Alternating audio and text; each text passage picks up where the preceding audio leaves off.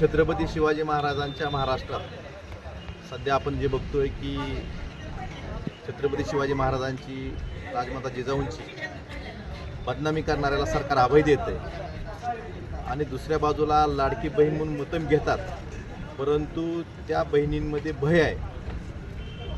काल परवा जी पुण्यात घटना घडली, एका शिवशाही बसमध्ये एका आमच्या भगिनीवर अत्याचार झाला.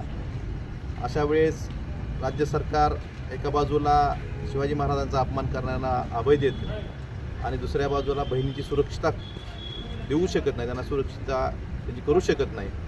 खरं तर याला जबाबदार हे पूर्णतः राज्य सरकार आणि गृहमंत्री आहेत. त्यामुळं ही जी परिस्थिती आलेली आहे त्याला राज्य सरकारनं आता तरी डोळे उघडावे आणि बहिणींना 1500 रुपये देण्यापेक्षा बहिणींची सुरक्षिततेकडे लक्ष द्यावं आणि छत्रपती शिवाजी महाराजांचा अपमान करणाऱ्या लोकांना अभय देऊ नये.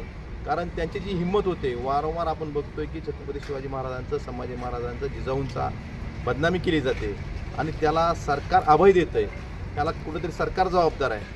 ही निश्चितच निषेधाची गोष्ट आहे आणि यावर जर नक्कीच सरकारनं कारवाई नाही केली तर महाराष्ट्रातील तमाम शिवप्रेमी यांचा कडेलोट केल्याशिवाय राहणार नाहीत असं मला सांगायचं. मागील काळात अशा घटना वारंवार घडल्यात, मात्र यावर राजीनामा किंवा सरकारचं गांभीर्य कधीच दिसून आलेलं नाही.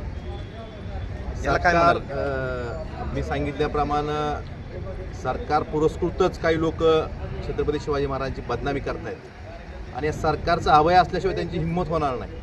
त्यामुळे सरकार ज्याला जबाबदार आहे असं मला सांगावं असं वाटतं. आणि दुसऱ्या बाजूला बहिणींच्या सुरक्षितेच्या बाबतीत सुद्धा सरकार पूर्णतः अपयशी ठरलेलं आहे, गृहविभाग पूर्णतः अपयशी ठरलेला आहे. त्यामुळे गृहमंत्र्यांनी आता तरी नैतिकच्या दृष्टिकोनातून काहीतरी कठोर पावलं उचलणं गरजेचं असं मला वाटतं.